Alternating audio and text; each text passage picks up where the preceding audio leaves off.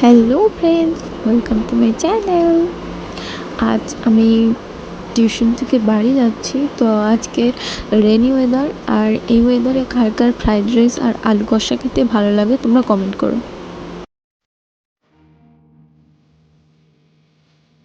আমি এখন বাড়িতে চলে এসেছি। আমি ভীষণ চা প্রেমী, ভীষণ। আর ডেলি সকালবেলা আমাকে চা খেতেই হয়। তো আমি এখন চা খাবো। আমার চা চলে এসেছে গাইস। আমি এখন বিস্কিট দিয়ে চা খাবো। তারা এখন আমি চালটাকে 10 মিনিটের মতো ভিজিয়ে রাখবো। আর এদিকে আছে গাজর, বিনস, হলুদ গুঁড়ো, গরম মশলা, লবঙ্গ, চিনি, এলাচ, দারচিনি, পাঁচফোড়ন, লবঙ্গ, জিরে, তেজপাতা, শুকনো লঙ্কা, কাশ্মীরি লঙ্কা, কাজু বাদাম, কিশমিশটা ভালো করে ধুয়ে জল ঝরিয়ে রেখেছি। আর এদিকে আছে ঘি আর রিফাইন্ড অয়েল। এবারে চালটা সিদ্ধ হওয়ার জন্য রেখে দিলাম।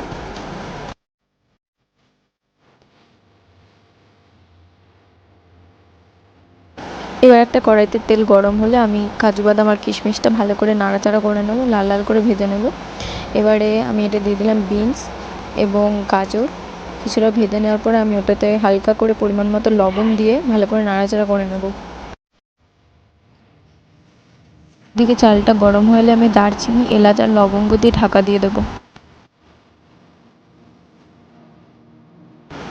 তো আমি কড়াইতে হালকা করে চিনি দিয়ে দেবো, খুব সামান্য পরিমাণে।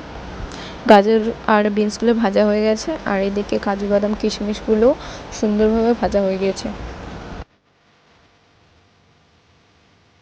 রাইসটা অলমোস্ট ডান হয়ে গেছে। এবার আমি এবার এই রাইসটাকে ঠান্ডা করে নেব। এবার আমি কড়াইতে রিফাইন্ড অয়েলের সঙ্গে সামান্য পরিমাণে ঘি দেবো। আমার বেশি ঘি খেতে ভালো লাগে না, তাই আমি অল্প দিয়েছি। আপনারা চাইলে আপনাদের প্রয়োজন মতো ঘি দিতে পারেন। নিয়ে এবার ভাতটা আমি ভেজে নিলাম, সাথে কিছু লবণ আর একটু একটু করে চিনি, আর ওপরে ভাজা সবজিগুলো আমি দিয়ে দিলাম। এবারে ভালো করে নাড়াচাড়া করে নেব। তৈরি হয়ে গেল আমাদের ফ্রায়েড রাইস। এবার আমি একটা কড়াইতে কিছুটা পরিমাণে জিরে গুঁড়ো আর পাঁচফোড়ন দিয়ে দেবো। এবারে আমি আদা বাটা, জিরে বাটা দিয়ে ভালো করে মশলাটা কষিয়ে নেব। সাথে আমি দিয়ে দেবো লবণ, হলুদ গুঁড়ো, কাশ্মীরি লঙ্কা গুঁড়ো, এবং ওটাকে ভালো করে মশলাটাকে কষিয়ে নেব যতক্ষণ না তেল ছাড়ছে মশলা থেকে। তারপর আমি দারচিনি আর এলাচ দিয়ে দিলাম। আমি এবার টমেটোগুলো ওই মশলার মধ্যে দিয়ে ভালো করে টমেটোটাকে কষিয়ে নেব, নিয়ে ম্যাশ করে নেব ওই টমেটোটাকে যতটা সম্ভব। আমি দিয়ে দিলাম এখানে কিছুটা টমেটো সস। আপনারা চাইলে ওটাকে স্কিপ করে যেতে পারেন। স্বাদ মতো লবণ, স্বাদ মতো চিনি দিয়ে আবারও ভালো করে কষিয়ে নেব। আর এদিকে আমি ভেজে রেখেছিলাম যে আলুগুলো, ওই আলুগুলোই দিয়ে দিলাম।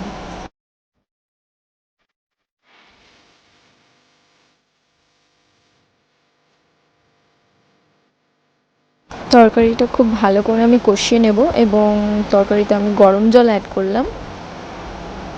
কিছুক্ষণ আমি তরকারিটাকে ফুটিয়ে নেব।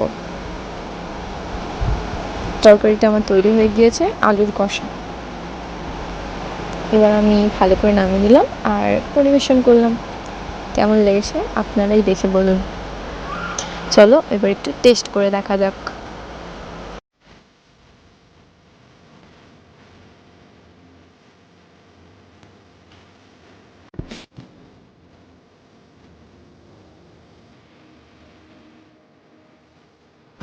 খেতে তো খুবই ভালো হয়েছিল বন্ধুরা, তোমরা চাইলেও নিজেরা একবার ট্রাই করে দেখতে পারো।